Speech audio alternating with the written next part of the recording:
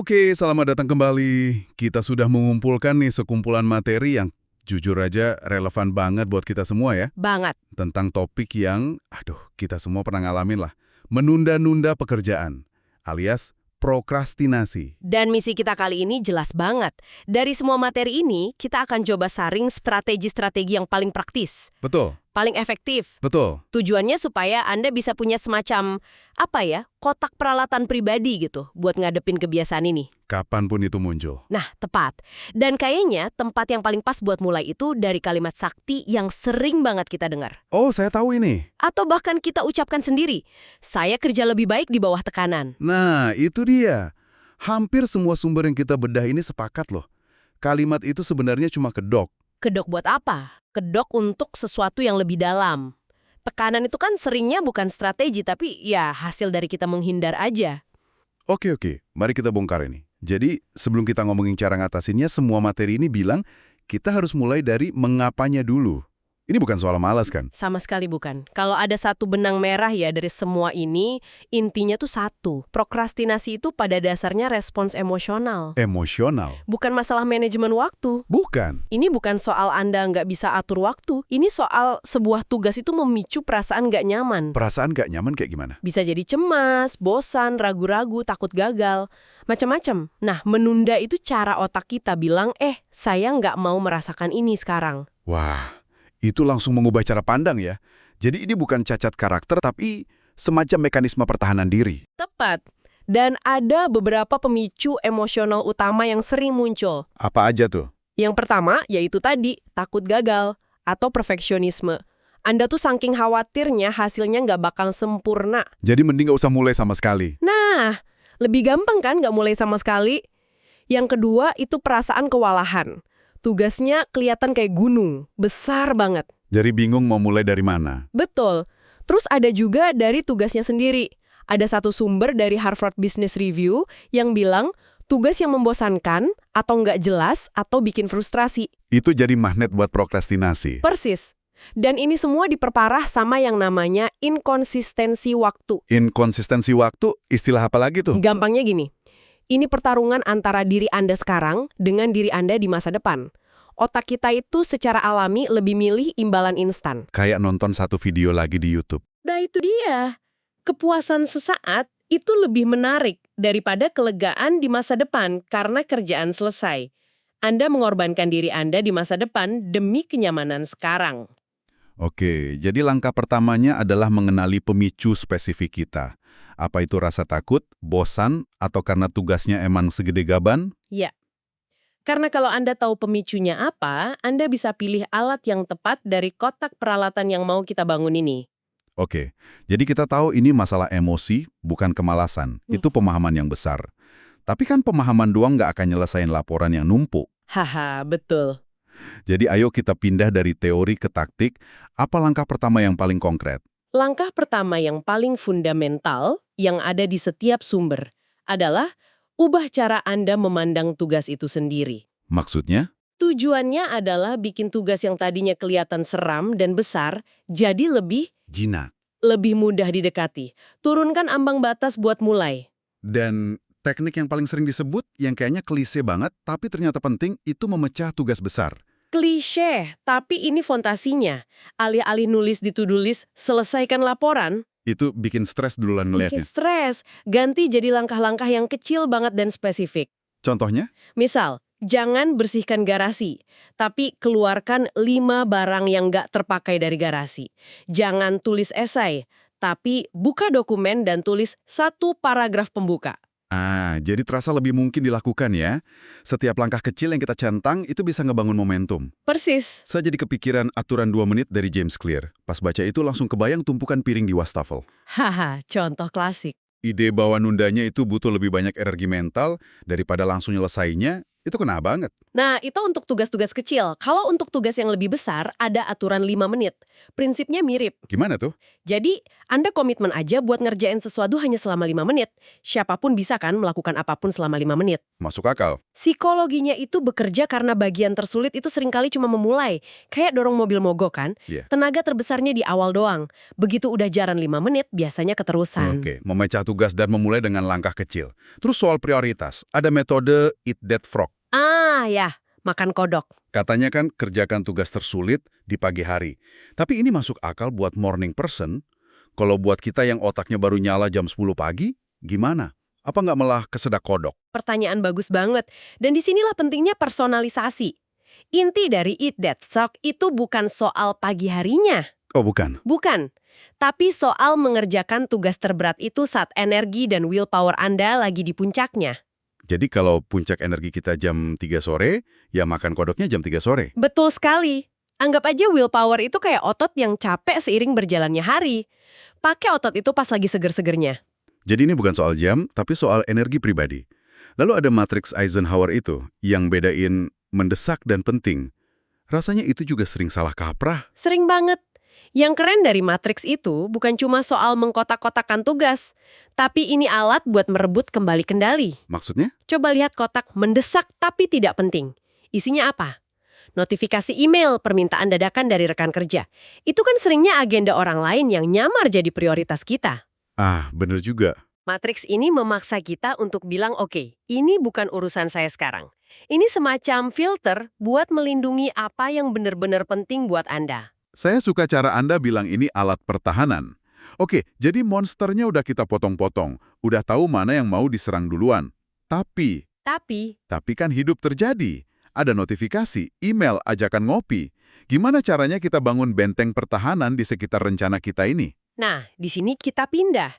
Dari ngelola tugas, jadi ngelola konteks.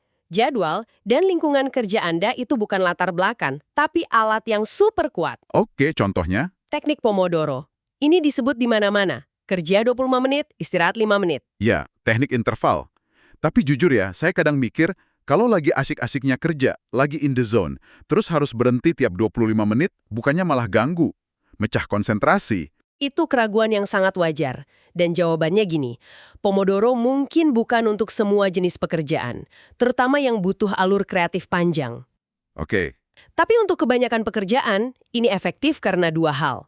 Pertama, 25 menit itu terasa kayak lari sprint, bukan maraton. Otak tahu garis finishnya dekat, jadi lebih gampang fokus total. Masuk akal. Kedua, istirahat paksa itu justru mencegah kelelahan mental. Anda istirahat sebelum Anda capek, jadi kualitas fokus Anda bisa tetap tinggi lebih lama. Jadi ini soal menjaga stamina mental ya, bukan cuma bagi-bagi waktu. Kalau time blocking gimana? Yang menjadwalkan tugas di kalender kayak rapat? Nah, time blocking ini kuat banget karena mengubah niat yang abstrak, kayak nanti deh saya kerjain laporannya, jadi rencana konkret. Jadi nyata, karena ada di kalender. Dan ini ngasih Anda izin buat melindungi waktu Anda. Kalau ada yang ngajak rapat di jam itu, Anda bisa bilang, maaf saya sudah ada janji. Padahal janjinya sama diri sendiri. Janji sama pekerjaan penting kita. Iya. Keren. Oke, selain waktu, kita juga harus kelola lingkungan. Ini juga poin besar di semua materi. Tentu. Yang paling jelas ya, matikan notifikasi, tutup tab browser yang nggak perlu. Itu susah banget. Kalau godaannya kuat banget, pakai aplikasi pemblokir situs. Tapi lebih dari itu, coba deh ciptakan ruang kerja khusus. Area yang rapi itu ngasih sinyal visual ke otak, di sini waktunya fokus. Ada satu ide cerdas dari salah satu sumber, namanya daftar gangguan. Ah, iya, distraction list. Jadi pas lagi fokus, terus tiba-tiba ingat, oh iya harus balas email si A, jangan langsung dikerjain. Tulis dulu di kertas. Saya pakai ini setiap hari. Daftar saya isinya sering aneh-aneh. Cari tahu kenapa daun tanaman menguning, atau bales WhatsApp tante. Tapi dengan nulis itu, otak saya jadi tenang. Karena tahu itu nggak akan lupa. Terus saya bisa balik fokus lagi tanpa kehilangan alur. Itu jenius sih. Oke, kita udah bahas tugas, waktu, lingkungan. Tapi bagian berikutnya ini rasanya paling dalam. Soal mindset. Betul. Ternyata ini bukan cuma soal to-do list dan alarm. pola pikir kita itu bagian super besar dari teka-teki ini. Ini poin krusial. Karena disinilah lingkaran setan prokrastinasi itu berputar. Anda nunda, terus Anda merasa bersalah. Terus mengkritik diri sendiri. Dasar malas. Nah, rasa bersalah dan kritik diri itu malah nambahin stres. Bikin perasaan makin negatif. Ujung-ujungnya, Anda makin pengen nunda buat lari dari perasaan itu. Terus gimana cara mutusin lingkaran ini? Salah satu konsep yang kuat banget dan diulang-ulang itu soal welas asih pada diri sendiri. Self-compassion. Iya, dan ini mungkin kedengarannya aneh. Banyak yang mikir, masa habis nunda-nunda malah baik sama diri sendiri? Nanti malah jadi pemalas dong. Itu pemikiran umum kan? Padahal penelitian nunjukin sebaliknya. Coba bayangin deh, Anda lagi jalan, terus kesandung. Oke. Apa Anda bakal berhenti terus, marahin kaki Anda? Dasar kaki malas, gak berguna. Kan gak gitu. Ya, enggak lah. Pasti kan, ya udah bangun, bersihin celana, terus jalan lagi. Nah, self-compassion itu persis kayak gitu buat pikiran kita. Akui kesandungnya, maafkan diri sendiri, terus fokus buat jalan lagi. Bukan malah menghukum diri sendiri karena jatuh. Karena menghukum diri sendiri itu cuma nambah beban emosional, bikin langkah berikutnya makin berat. Analogi yang kuat banget. Selain welas asih, ada juga soal kemajuan bukan kesempurnaan. Betul, ada kutipan bagus, selesai lebih baik daripada sempurna. Kenapa itu penting? Karena perfeksionisme itu bahan bakar utamanya prokrastinasi. Standarnya nggak realistis, bikin tugas jadi kelihatan menakutkan banget. Jadi, ubah fokusnya. Bukan buat bikin hasil sempurna, tapi sekedar ambil satu langkah maju. Dan tentu saja, semua ini nggak akan jalan kalau fondasinya nggak kuat. Semua sumber setuju soal kesehatan fisik dan mental. Ini fondasi dari segalanya. Tidur cukup, olahraga, nutrisi. Susah mau lawan prokrastinasi kalau badan capek dan kepala stres. Dan penting juga ya kalau prokrastinasi ini udah kronis dan ganggu banget, jangan ragu cari bantuan profesional. Penting banget, karena kadang itu bisa jadi gejala dari kondisi lain. Mungkin kecemasan, depresi, atau ADHD yang butuh penanganan lebih spesifik. Oke, Jamie, setelah semua strategi ini kita terapkan, tantangan berikutnya kan, gimana caranya biar momentumnya nggak hilang? Nah, benar. Disinilah kita bisa manfaatin psikologi penguatan positif dan komitmen sosial. Bukan cuma ngandelin niat, Bukan ngandelin willpower doang, tapi bangun sistem pendukung yang cerdas. salah satu yang terbesar itu akuntabilitas.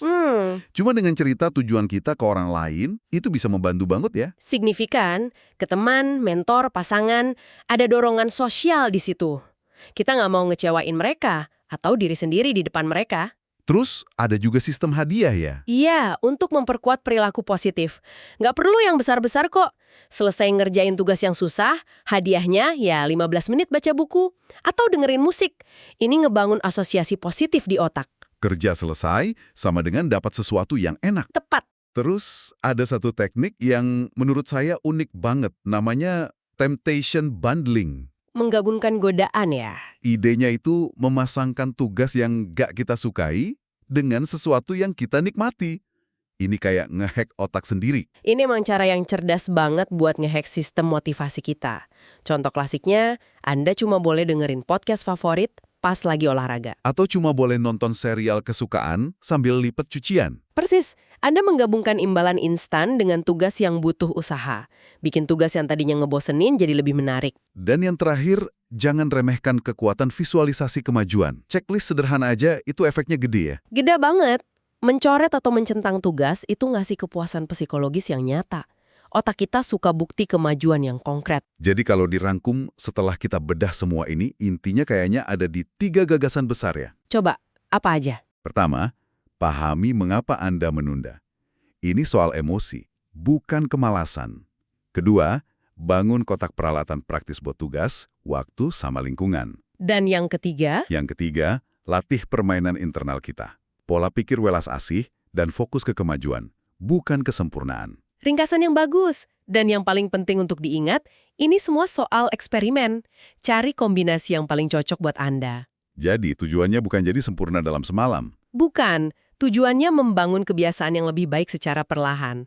Ini proses, bukan saklar sekali tekan. Oke, semua materi ini udah ngasih kita banyak banget alat buat mengatasi prokrastinasi. Tapi, ini ada satu pemikiran buat Anda bawa pulang. Apa tuh? Setelah Anda coba bangun sistem ini, dan mulai merasa lebih pegang kendali, Gimana kalau kita mulai melihat prokrastinasi itu bukan sebagai musuh yang harus dikalahkan? Melainkan sebagai apa? Gimana kalau kita ngelihatnya sebagai sebuah sinyal, kayak data, gitu. Sinyal tentang apa? Mungkin itu sinyal bahwa tugas yang lagi Anda tunda itu sebenarnya nggak sejalan sama nilai-nilai Anda. Atau sinyal bahwa Anda udah di ambang kelelahan dan butuh istirahat. Atau mungkin tujuan Anda sendiri yang perlu dipikirkan ulang? Tepat. Jadi, alih-alih cuma berusaha membungkamnya, apa yang bisa Anda pelajari tentang diri Anda, pekerjaan Anda, dan hidup Anda? Kalau kita coba mendengarkan sinyal itu, Ya, kalau sesekali Anda mencoba mendengarkan apa yang coba dikatakan oleh prokrastinasi itu,